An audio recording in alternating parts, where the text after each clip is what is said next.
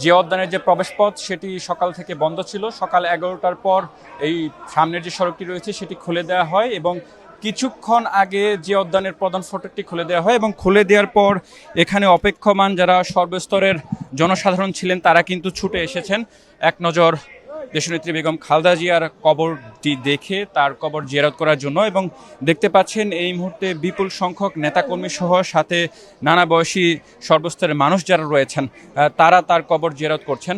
এবং আমরা সকাল থেকেই দেখতে পেয়েছি ফজর নামাজের চুল পড়া অনেক কমে গেছে। থ্যাংক ইউ মা। চুলের ভিটামিন জুই মাল্টিভিটামিন কোকোনাট অয়েল। পর থেকে এখানে অপেক্ষমান যারা নেতাকর্মী ছিলেন এবং সর্বস্তরের মানুষ ছিলেন তারা অপেক্ষায় ছিলেন এবং কিছুক্ষণ আগে সবার অনুরোধে আইন শৃঙ্খলার দায়িত্বে যারা ছিলেন বিশেষ করে সেনাবাহিনী তারা এই মাজারের যে প্রবেশপথ সেটি খুলে দেয়। এবং 11টার দিকে বিএনপির সাবেক স্বরাষ্ট্রমন্ত্রী লুৎফুজ্জামান বাবর এসেছিলেন বেগম খালেদা জিয়ার কবর জিয়ারত করতে এবং তিনি কবর জিয়ারত করে গেছেন এবং তিনিও কিন্তু মন্তব্য করেছিলেন যে বেগম খালেদা জিয়ার কবর জিয়ারতের ক্ষেত্রে কোনো বাধা থাকা উচিত না। এবং আমরা তার খালেদা জিয়ার কবর এবং শহীদ জিয়ার মাজারে প্রবেশের পর আমরা যেটি দেখতে পেয়েছি এর ভেতরে এক পাশেই কিন্তু কোরআনের হাফেজ যারা রয়েছেন তাদের মাধ্যমে কোরআন খতম বা কোরআন তেলাওয়াতের ব্যবস্থা করা হয়েছে।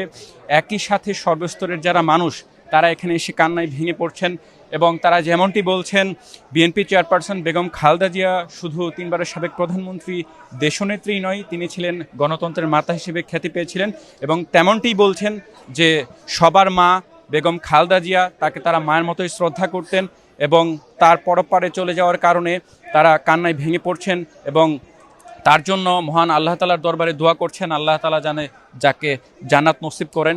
একই সাথে তারা বলছেন খালেদা জিয়ার যে অসমাপ্ত কাজ সেই অসমাপ্ত কাজগুলো আগামী দিনে তারেক রহমান বাস্তবায়ন করবেন এবং তারেক রহমানের দেখানো পথেই বিএনপি হাঁটবে, তার দেশপ্রেমী উদ্বুদ্ধ হয়ে এবং আধিপত্যবাদীর বিরুদ্ধে তার যে শক্ত অবস্থান ছিল সেই নীতি বিএনপি চলবে এমনটাই তারা প্রত্যাশা করছেন।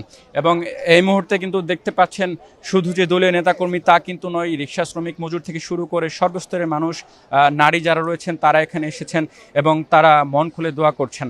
তো এখন পর্যন্ত বেগম খালেদা জিয়ার কবর থেকে সর্বসাধারণের জিয়ারতের পরিস্থিতির এই ছিল আমার কাছে।